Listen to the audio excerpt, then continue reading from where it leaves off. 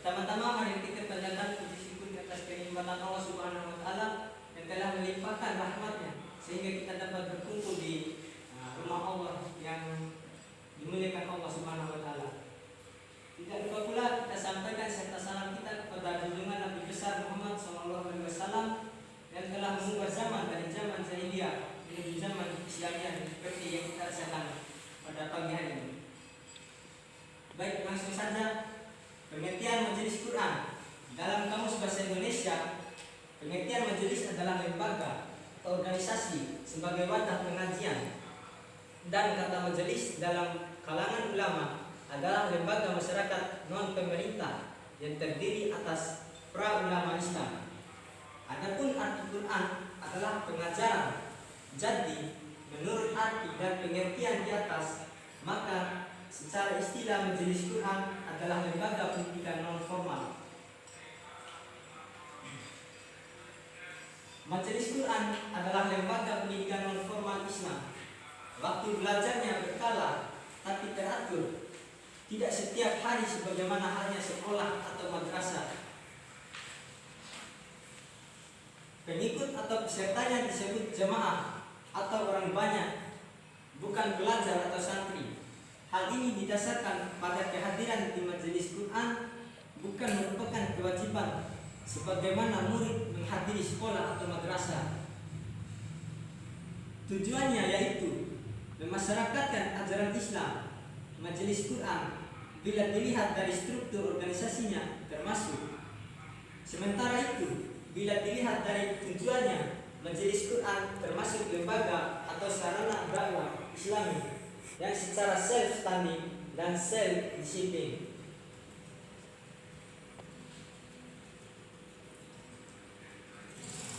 Sejarah Majelis Quran. Dari sejarah kelahirannya, Majelis Takmim merupakan lembaga tertua dalam Islam.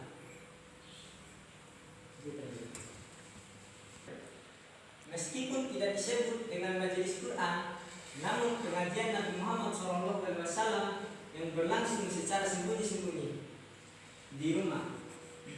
Sementara itu, di Indonesia, terutama di saat penyiaran Islam oleh para wali dahulu, juga mempergunakan Majelis Quran untuk menyampaikan dakwah. Itulah sebabnya maka untuk Indonesia, Majelis Quran juga merupakan lembaga pendidikan tertua. Barulah kemudian seiring dengan perkembangan ilmu dan pemikiran dalam mengatur pendidikan. Majelis Quran. Dari pengertian di atas, tentunya Majelis Quran mempunyai perbedaan dengan lembaga-lembaga lainnya.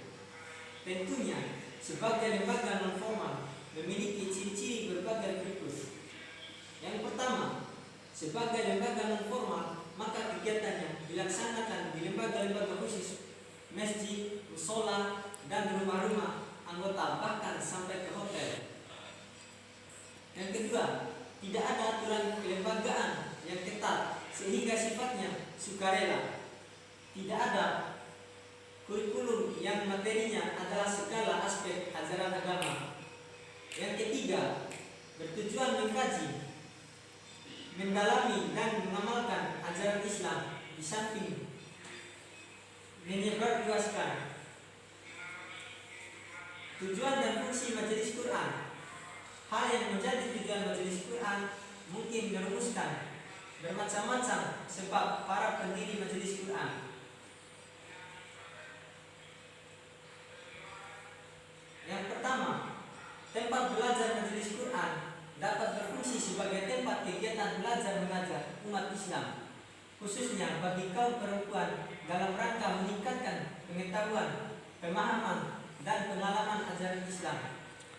Yang kedua, lembaga pendidikan dan keterampilan Majelis Quran juga berfungsi sebagai lembaga pendidikan dan keterampilan bagi kaum perempuan.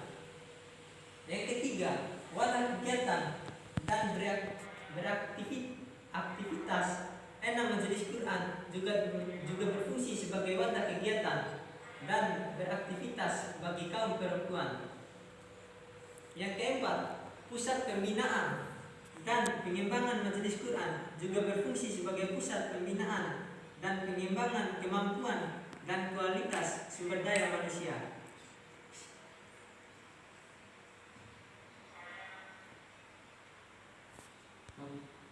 Materi yang terakhir, macam-macam majelis Quran.